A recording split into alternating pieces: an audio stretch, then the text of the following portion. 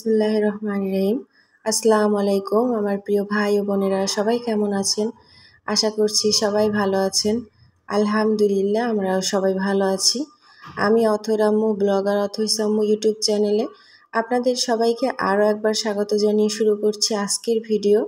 আশা করছি প্রতিদিনের মতো আজকের ভিডিওটা আপনাদের কাছে একটু হলেও ভালো লাগবে। অনুরোধ করছি একটা লাইক দিয়ে সম্পূর্ণ ভিডিওর সঙ্গেই থাকুন।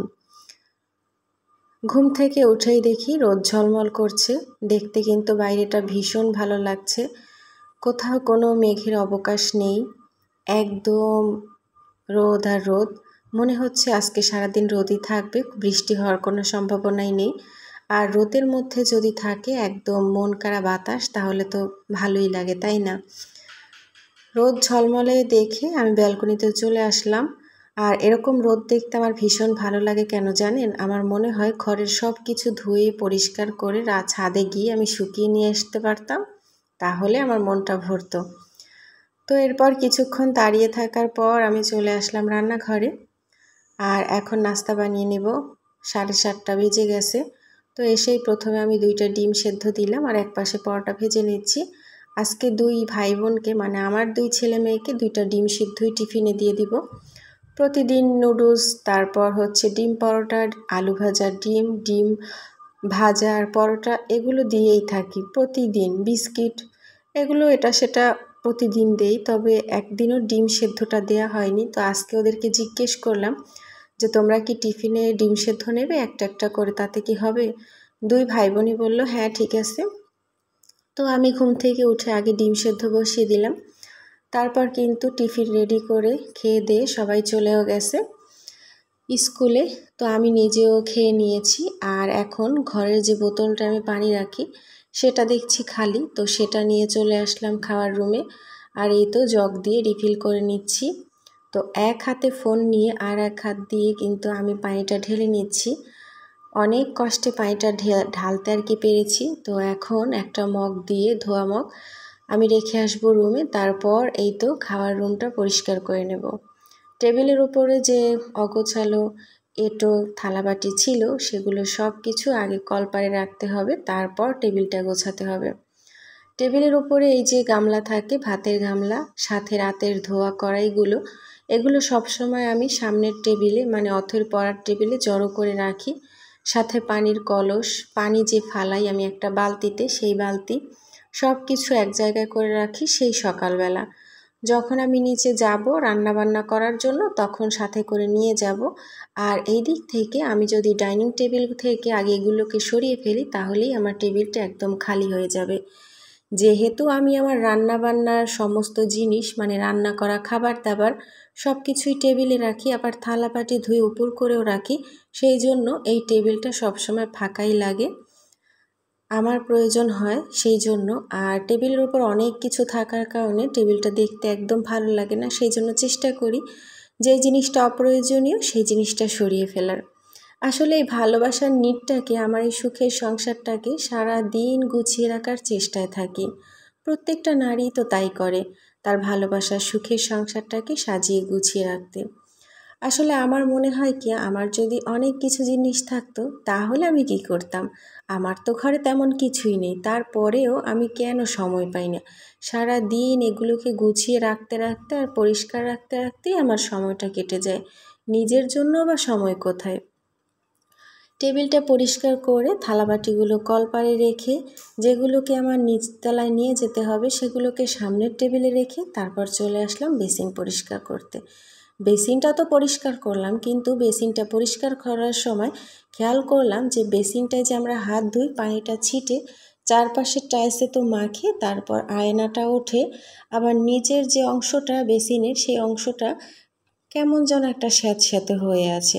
তো সেটা দেখার পর একটা কাপড় নিয়ে সুন্দরভাবে আমি বেসিনের নিচের অংশটা পরিষ্কার করলাম।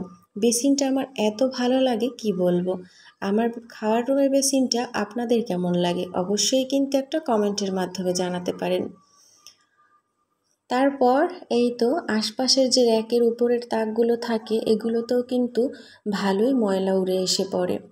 আমি খেয়াল করি 2-3 দিন যদি আমি না মুছি তাহলেই কেমন যেন একটা সাদাটে ঘোলাটে ঘোলাটে ভাব হয়ে যায়। তারপর যখন আমি সেটা একটা পাতলা কাপড় দিয়ে মুছি তখন দেখতে বেশ চকচকে লাগে।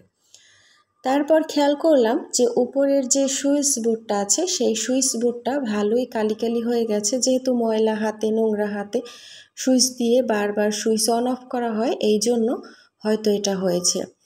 আর এই যে কারেন্টের সুইচটা সবচাইতে বেশি আমারই কাজে লাগে, যেহেতু আমার হাজব্যান্ড সারাদিন বাসায় থাকে না, রাতে যখন থাকে তখন এসে বাতি জ্বালানোই দেখে। আমার ছেলেমেয়েরা কিন্তু আবার কারেন্টের কোনো সুইচে হাত দেয় না, এটা ওদের নিষেধ করা আছে। তো তারপর সুইচ বোর্ড পরিষ্কার করে চলে আসলাম রান্নাঘরে। এসে দেখি আমি একটু ঝাউ জড়িয়েছিলাম, তো ঝাউটা উতলে উঠে আমার রান্নাঘরের যে চুলাটা চারপাশটা তো পড়েছে, চুলার নিচেও পড়েছে।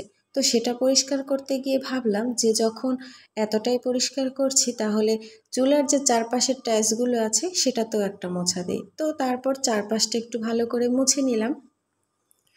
আসলে আমি একটা কাজ করে কখনোই আর কি ফিরে আসতে পারি না। আমি যদি মনে মনে ভাবি যে আমি এই কাজটা করব, সেই কাজটা করতে গিয়ে আমাকে অনেকগুলো কাজ করতে হয়। ভাবি যে হ্যাঁ, এটা যদি পরিষ্কার করেছি পাশেরটা একটু করি তাহলে আরও সুন্দর লাগবে, এটা যখন ধুয়ে ফেলেছি তাহলে এটার সাথে আরও 2টা ধুই, তাহলে পরের দিন আর ধুইতে হবে না।